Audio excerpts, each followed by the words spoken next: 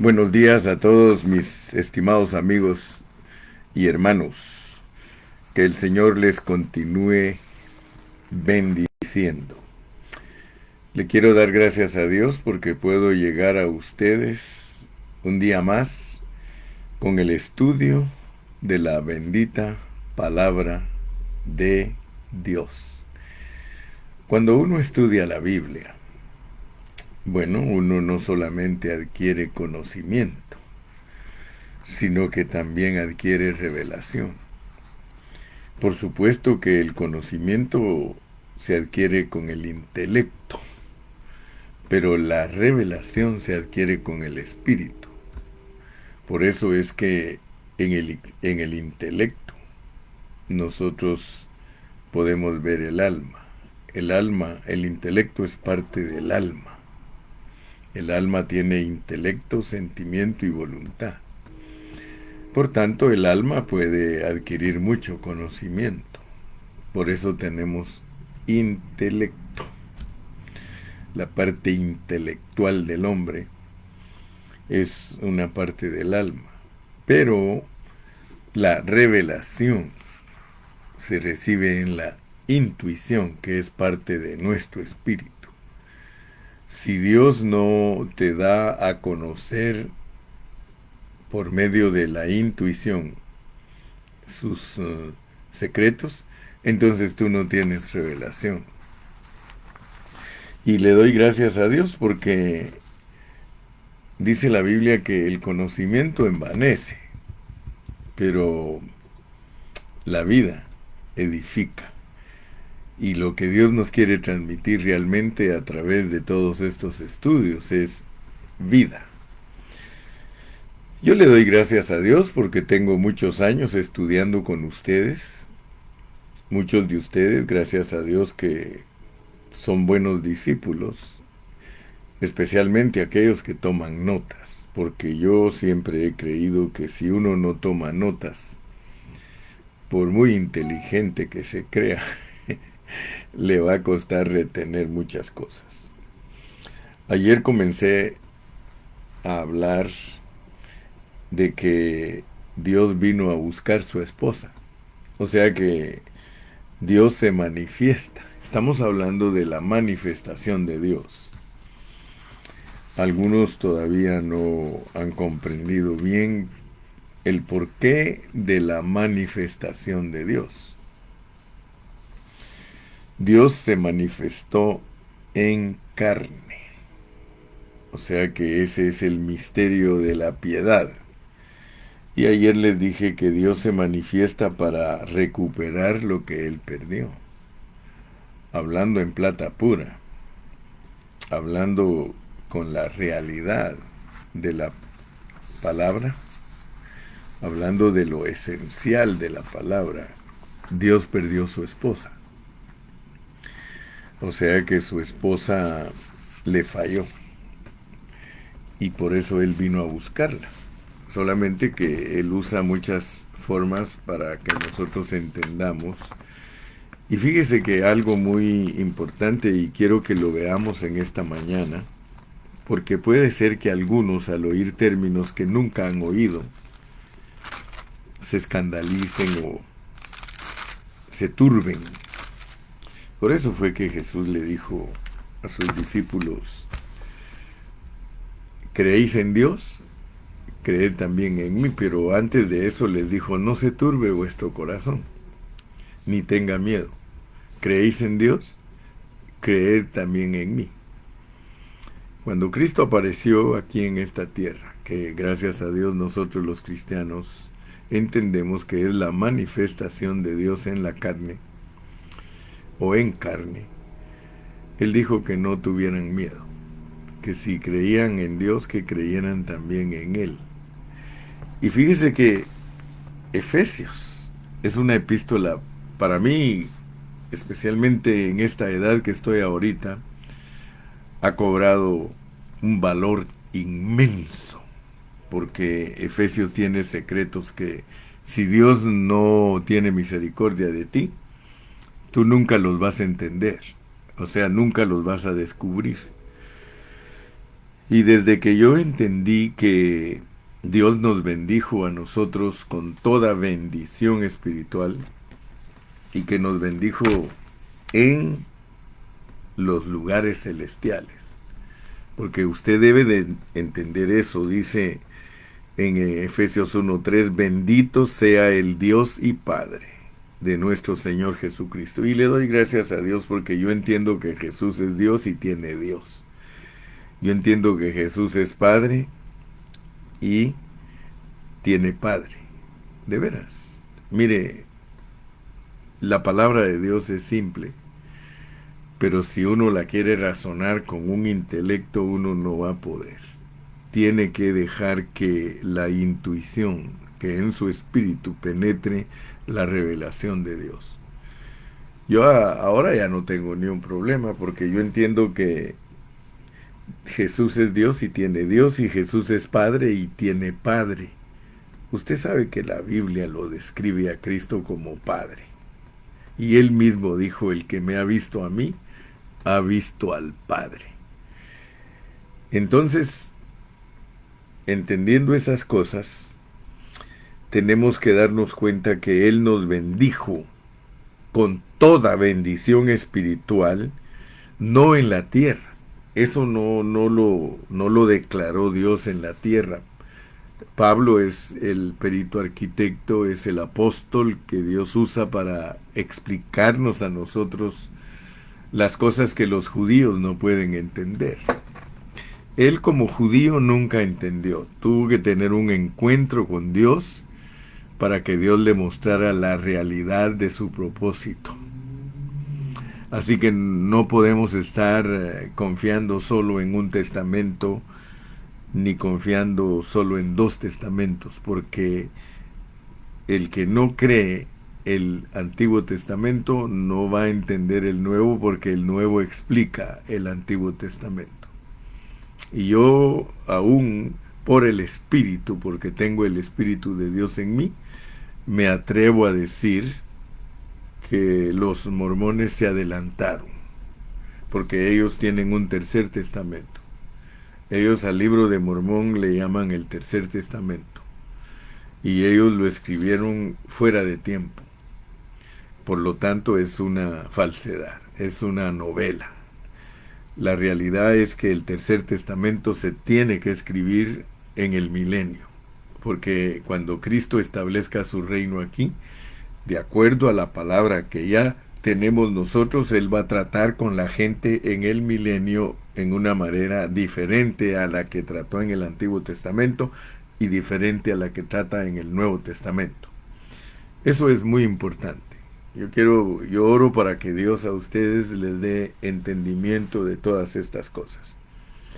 Entonces, como nosotros vemos que en Efesios, desde su inicio, se nos revela que todas las cosas que nos va a hablar Efesios tienen que ver con la esfera celestial, con la esfera celestial.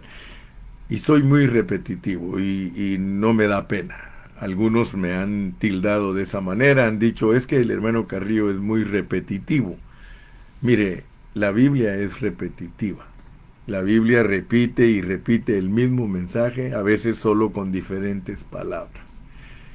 Yo entiendo que Dios 66 veces nos repite el mismo mensaje, 66 libros. Fíjese que al entender nosotros que Dios planificó todo en el mundo espiritual y que en el mundo espiritual decidió nuestro destino, porque aquí está, versículo 5, en amor habiéndonos predestinado. Entonces nosotros debemos de entender que predestinados quiere decir marcados de antemano. O sea que nosotros, Dios, de una vez en el cielo decide lo que vamos a venir a hacer aquí a la tierra.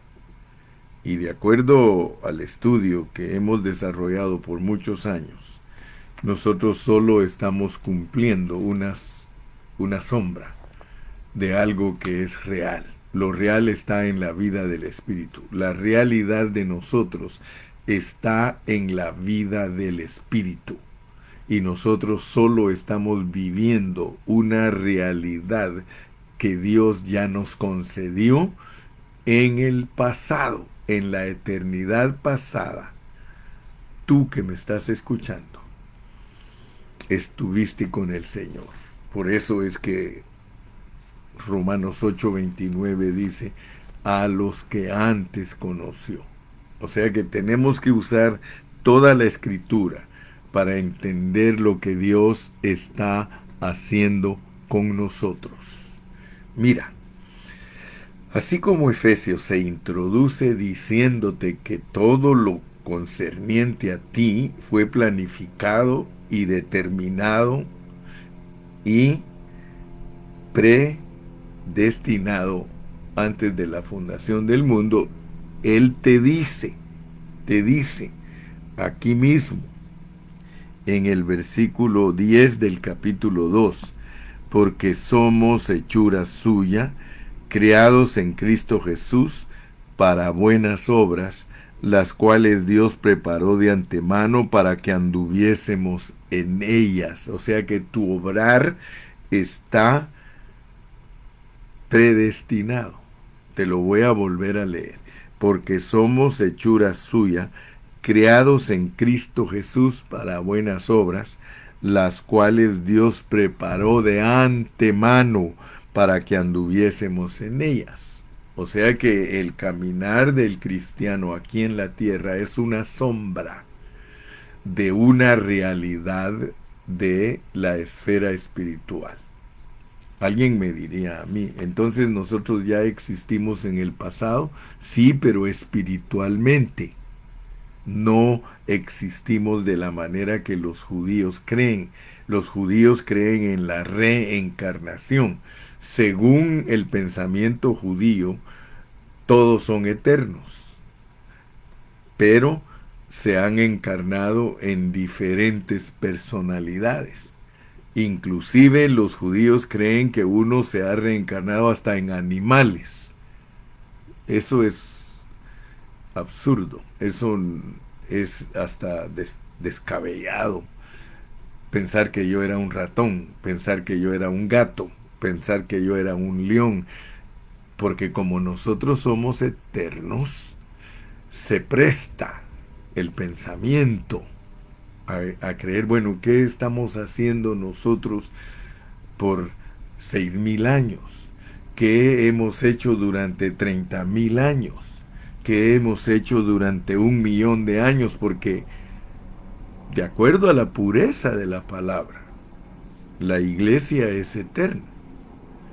A mí no me importa que los teólogos digan lo que ellos quieran decir. Dice Cristóbal que los judíos creen que se puede uno reencarnar hasta en árboles. Y es cierto. Lea todo lo místico de los judíos y usted se va a dar cuenta que ellos tienen esa creencia. Nosotros los cristianos no tenemos la creencia de la reencarnación.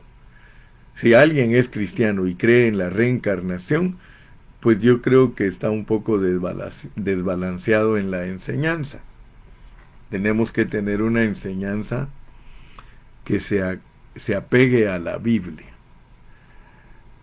De acuerdo a la palabra de Dios, nosotros somos eternos. Ahora, yo quiero que usted se dé cuenta de que el pensamiento acerca de que nosotros nos podemos reencarnar no es muy exacto. Tiene emoción porque cuando alguien empieza a hablar y lo asocia con el intelecto humano y las circunstancias que nos rodean y la sabiduría de los hombres que no son cristianos, que es una sabiduría falsa, es una ciencia falsa, les da inclinación a querer entender o creer que han habido reencarnaciones. Pero el asunto es de que nosotros tenemos un modelo. Usted como cristiano, sujétese al modelo que Dios le ha dado. El modelo nuestro es Jesucristo. Y la Biblia no muestra que Jesucristo se ha reencarnado. Si la Biblia registrara que Cristo se ha reencarnado, escuche bien, entonces nosotros tendríamos que creer esa falsa enseñanza de los judíos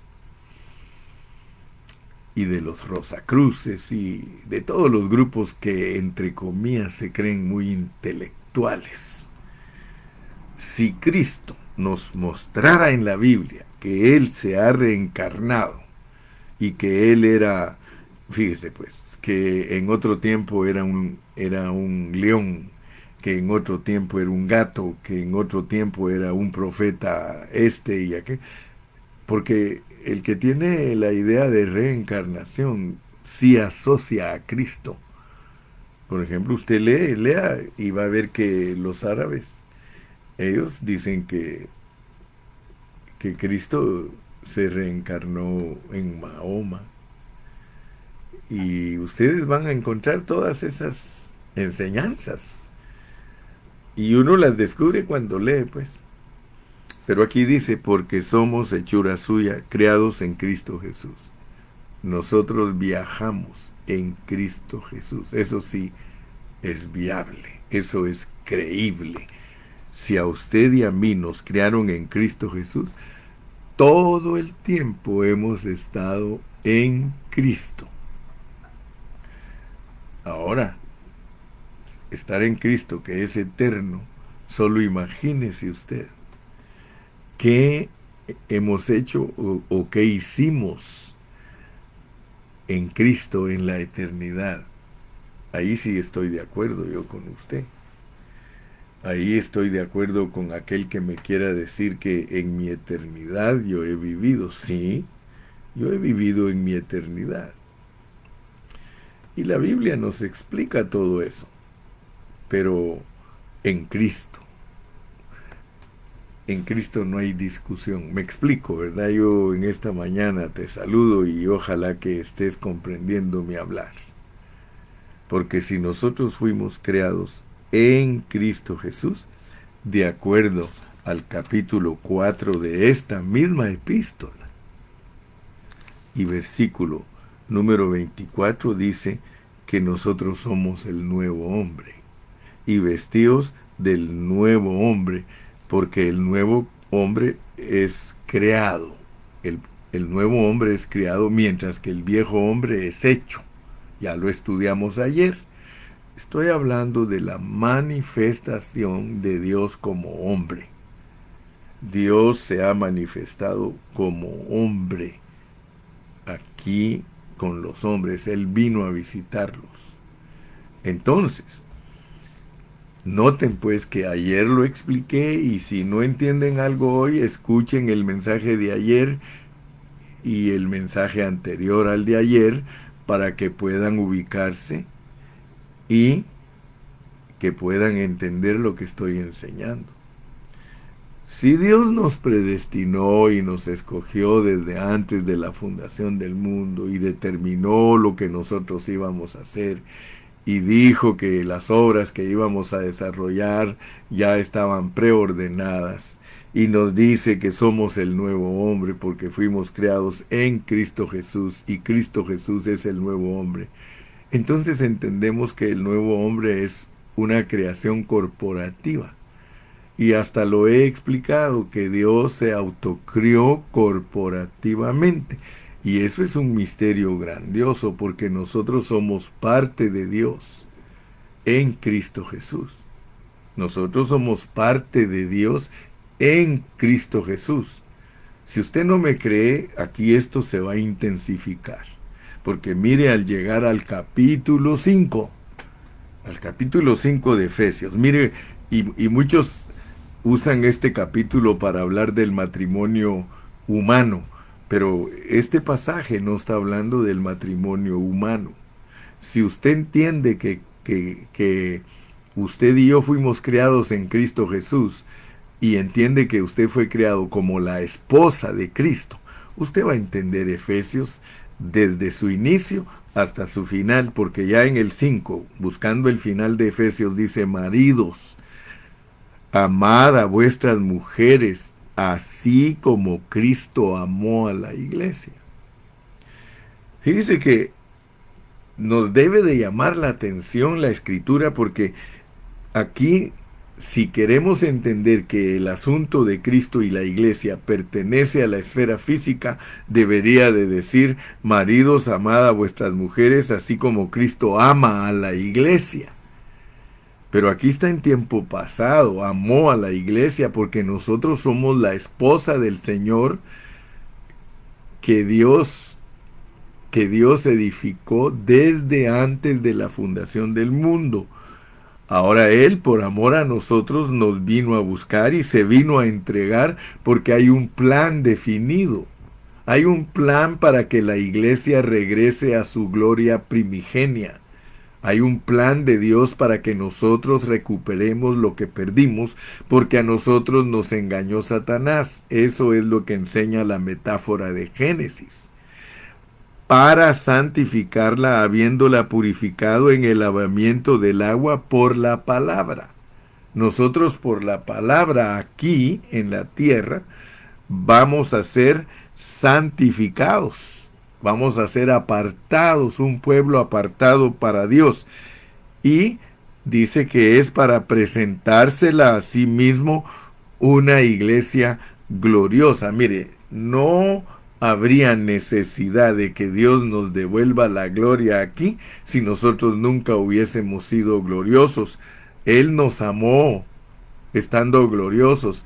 Él nos amó estando caídos. Y Él nos ama estando caídos, y Él nos va a levantar. Él nos va a traer a la gloria. Por eso entienda pues lo que está escrito: Cristo en nosotros es la esperanza de gloria. Nosotros estamos en esperanza. Tenemos fe, pero nuestra esperanza es que vamos a manifestarnos de la misma manera que se manifestó Cristo, no solamente en carne, sino en gloria. Ahora, fíjese pues, al seguir leyendo, aparentemente como que solo estuviéramos recibiendo consejos para vivir una vida matrimonial feliz, amando a nuestra mujer.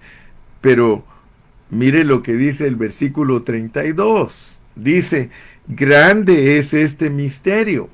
Grande es este misterio, mas yo digo esto respecto de Cristo y de la iglesia. Él está hablando de una pareja espiritual, pero está usando la analogía del matrimonio.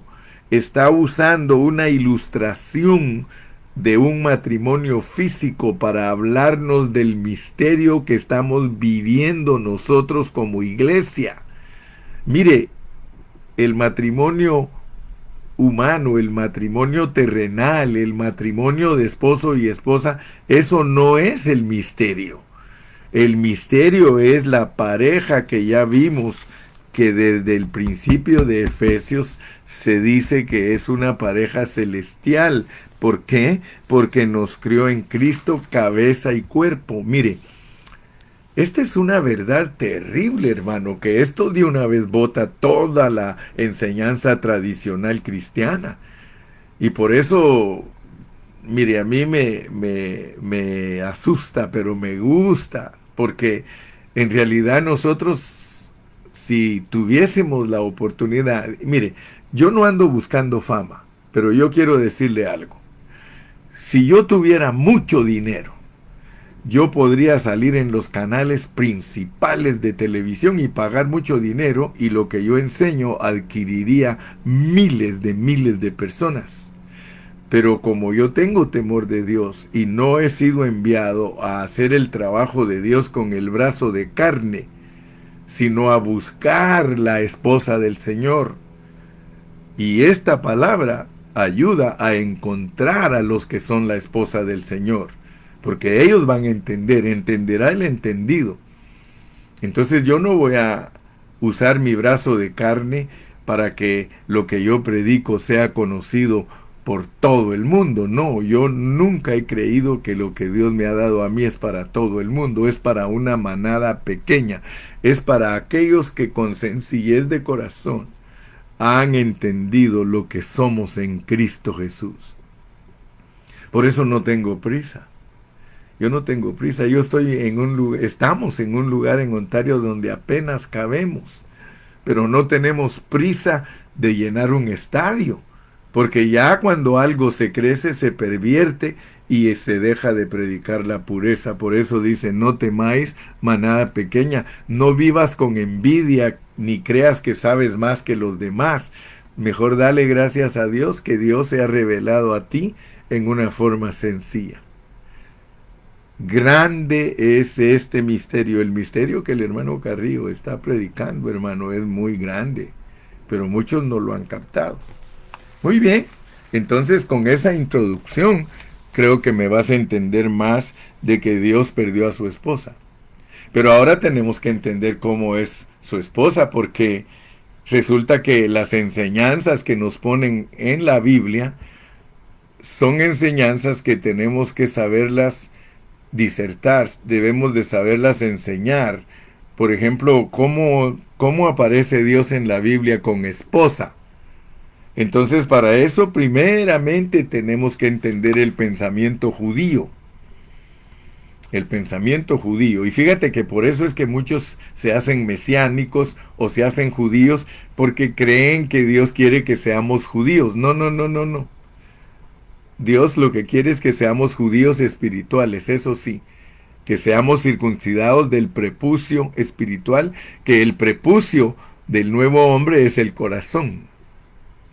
Entonces, yo quiero que te des cuenta porque Dios perdió a su esposa, pero es una esposa que está enseñada en la Biblia con diferentes esposas. O sea que Abraham representa al Padre Celestial. Entonces tú tienes que estudiar profundamente a Abraham para entender cómo funciona Dios con las esposas. Porque al final son una esposa. Al final se vuelve una esposa. Pero Dios la identifica con esposas porque con cada grupo trata diferente. O sea que Dios tiene una sola esposa. Por eso, si tú lees cuidadosamente, Salomón tuvo 300 esposas y 700 concubinas. Tuvo 1000 esposas. Pero lo resume Dios y dice, pero una es la paloma mía. O sea que de todas las mujeres que usa Dios para que entendamos cómo es la esposa, se vuelve una. Lo que hace diferencia es los tratos. Por ejemplo, a Israel lo reconoce Dios en la palabra como su esposa. Vamos a leerlo, ¿sí? Vamos a Jueces 2, 11 y 13. Jueces 2, 11 y 13. Lea conmigo, por favor. Jueces 2, versículo 11. Jueces, perdón, déjeme ver. Jueces, sí, capítulo 2, versículos del 11 al 13, dice: Después los hijos de Israel hicieron lo malo ante los ojos de Jehová y sirvieron a los Baales. Dejaron a Jehová el Dios de sus padres, que los había sacado de la tierra de Egipto, y se fueron tras otros dioses, los dioses de los pueblos que estaban a sus alrededores, a los cuales adoraron y provocaron a ira a Jehová, y dejaron a Jehová y adoraron a Baal y a Astarot. Fíjese pues. Y dejaron a Jehová y adoraron a Baal y a Astarot. Yo quiero que usted vea, porque hay algo bien importante. Si no conocemos historia, nosotros vamos a estar cortos en el conocimiento de cómo el pueblo de Israel, antes que Dios le diera la ley a Moisés, y que aún Moisés tuvo que bregar con estos asuntos. El pueblo de Israel, especialmente los religiosos israelitas de hoy día, y quizá del siglo XIX, siglo XX, ellos se avergonzaban. Ellos se avergonzaban porque históricamente los arqueólogos les han comprobado que ellos eran idólatras. O sea que el pueblo de Israel, antes de que Dios le diera la ley a Moisés, ellos eran idólatras. Ellos tenían una creencia. Ellos creían que Astarot era la esposa de Dios. Y ustedes saben que Astarot, porque hemos estudiado todo eso en las generaciones, cuando los reyes que eran celosos de las cosas de Dios, hasta prohibieron la adoración a esta diosa, a la Astarot. Inclusive, usted puede leer en toda la información que hay en la historia, Astarot es la misma Acera, la misma Acera. Acera era la diosa árbol. Es una diosa que está tipificada por árboles. Entonces, esa diosa era la que tenían los israelitas. Mira, aquí lo dice. Y dejaron a Jehová y adoraron a Baal y a Astarot. Astarot es la misma diosa Acera. Pero Dios era enseñado por los judíos, los israelitas, que al lado de Dios en el trono está una esposa. Y fíjese que esa idea es de idolatría. Esa es una idea idólatra que los hombres nunca se han podido desprender de ella. El catolicismo hoy día tiene a la Virgen como la Madre de Dios. ¿Sí? Siempre han querido asociar a Dios como un hombre que tiene a una mujer a su lado. Así era el pensamiento de los israelitas antes que Moisés les dije. Y mira, voy a leer un versículo, si me ayudas, vamos a un versículo, me parece que está en Deuteronomio. ¿Sí? Hay un versículo que te va a dar claves para entender, porque en Deuteronomio hay un versículo donde se habla acerca de la prohibición de Acera, y lo tuvo que decir Moisés.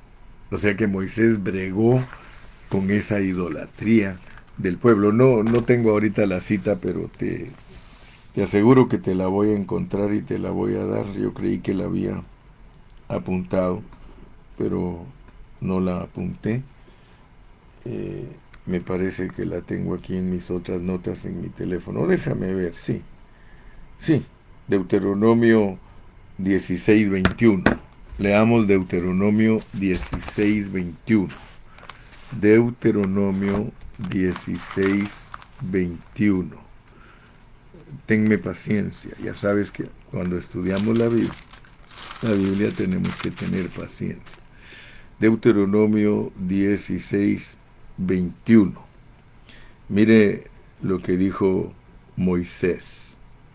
Moisés dijo aquí en Deuteronomio 16 desde el 20, la justicia seguirás para que vivas y heredes la tierra que Jehová tu Dios te da. No plantarás ningún árbol para Acera cerca del altar de Jehová tu Dios que tú te habrás hecho, ni te levantarás estatua, lo cual aborrece Jehová tu Dios. O sea que los israelitas adoraban a Acera, representada como una diosa de madera, una diosa árbol. Aún Moisés tuvo que bregar con eso, mire, la justicia seguirás para que vivas y heredes la tierra que Jehová tu Dios te da. Versículo 21.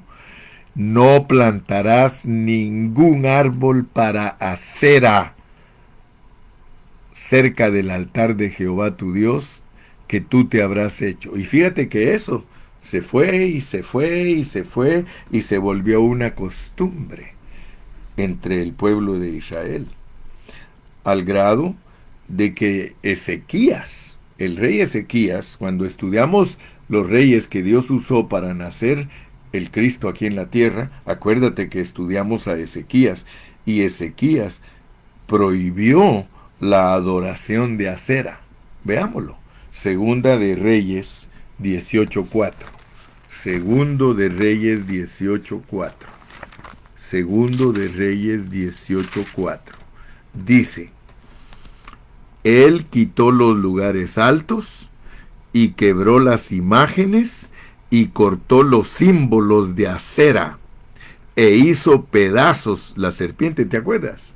Que hizo pedazos la serpiente de bronce que había hecho Moisés, dice, porque hasta entonces le quemaban incienso los hijos de Israel y la llamó Neustán. ¿Qué es esta cosa? Dijo. ¿Qué es esto? Es una cosa. Mire, mi punto es que usted entienda porque Dios perdió su esposa. Y quiero ser muy instructivo en todos estos puntos, porque debemos de entender que Dios perdió a su esposa. En la Biblia, Israel está reconocido como esposa de Dios. Él lo tomó como su esposa a Israel. Pero Israel se volvió idólatra. Él reconoció a los judíos como su esposa. Y lo más tremendo es, hermano, que nosotros para entender estos aspectos de Dios y la esposa tenemos que estudiar la Biblia.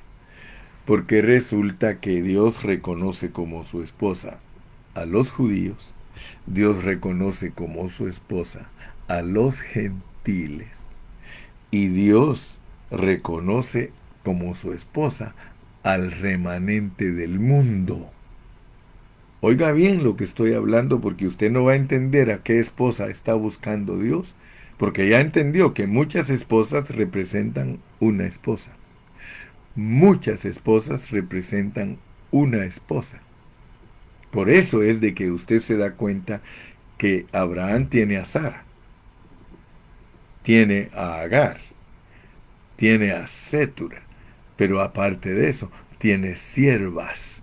Pero todos los hijos que les nacieran a esas siervas eran de Sara. ¿Se da cuenta cómo funciona la Biblia? ¿Me explico, hermano, tú que me estás escuchando? ¿Estás entendiendo cómo funciona la esposa de Dios? Dios busca a su esposa. Él vino, Él se manifestó en carne para rescatar a su esposa. Él tiene esposa entre los judíos. Él tiene esposa entre los gentiles, que se llama iglesia.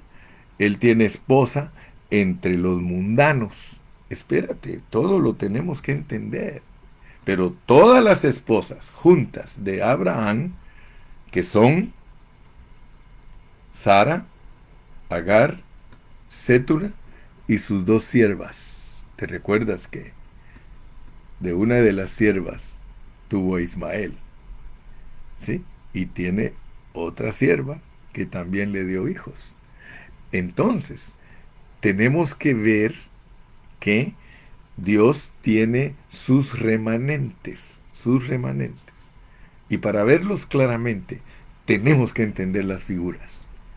En las figuras, todos los hijos que tuvo Abraham con siervas y con las otras esposas son hijos de Sara. Sara. Muy bien. Si entiendes eso, vas a entender que Dios está buscando a su esposa. Pero no nos confundamos.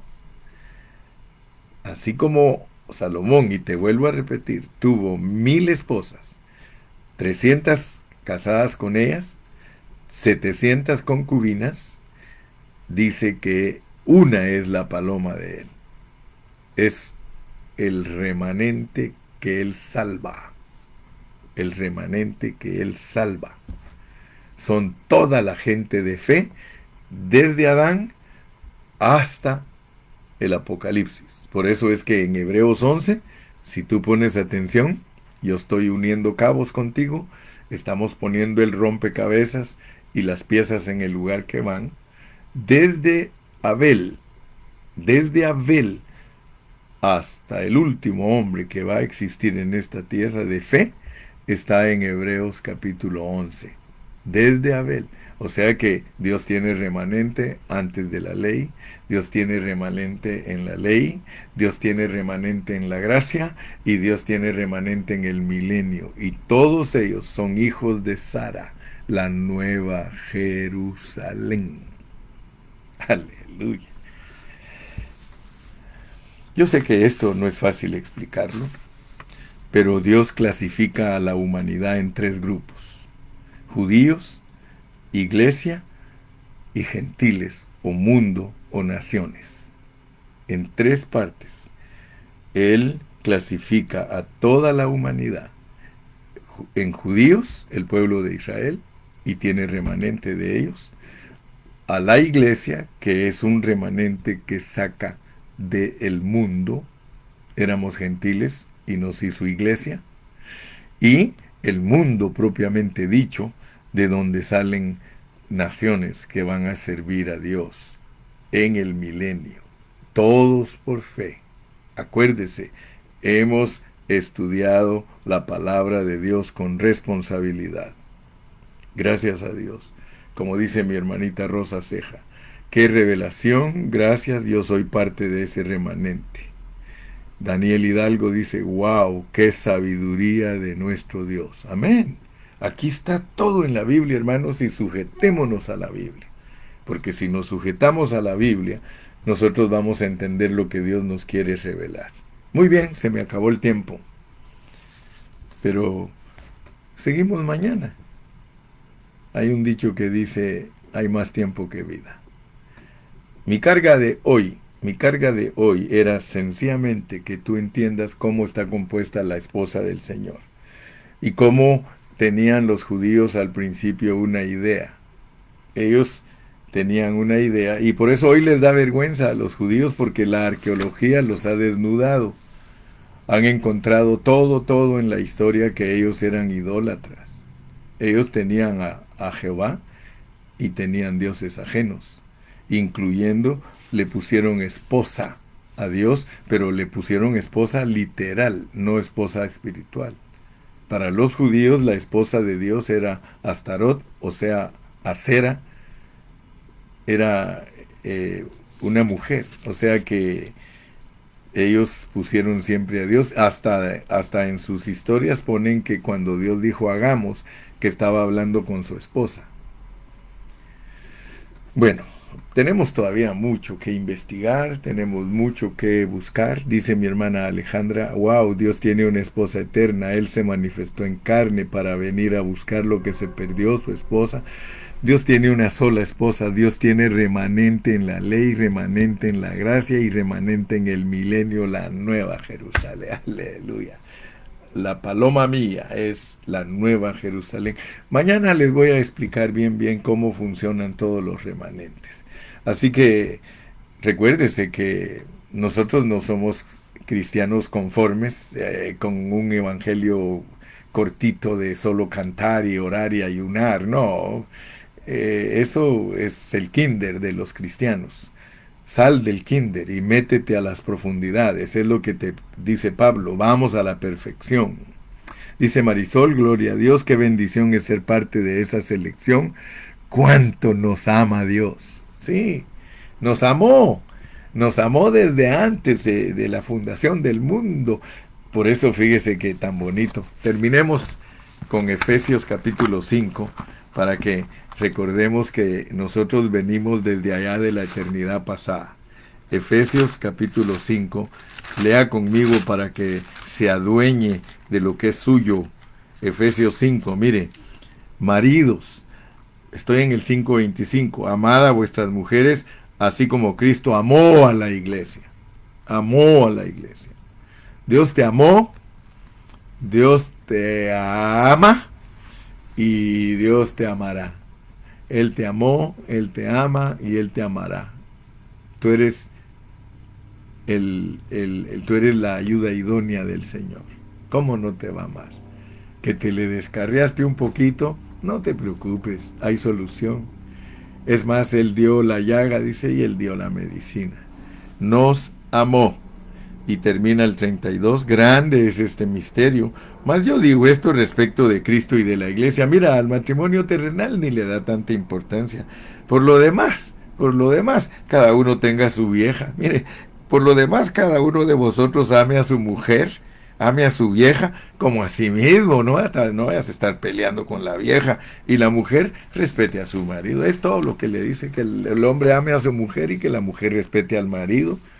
Así que si tú amas a tu mujer, estás cumpliendo lo terrenal. Y si tú te sujetas a tu esposo, estás cumpliendo lo terrenal. Pero lo más elevado, el misterio, es Cristo y la iglesia. Te das cuenta que no estoy mintiendo, que Efesios 2:10 es que fuimos creados en Cristo, autocreado Dios como esposo y esposa, varón y hembra los creó, como leímos ayer en Génesis 1:27. Sigue estudiando, sigamos estudiando. Dios nos quiere bendecir mucho. Que Dios los bendiga a todos. Bendiga a Rosario Marcelo, a Lupina Martínez, Dios la bendiga. Dios bendiga a Cristóbal, que ahí está listo siempre. A Sandy, Dios la bendiga. Consuelo Rico, otra oveja preciosa. See you tomorrow. Dios me los guarde. Bye bye.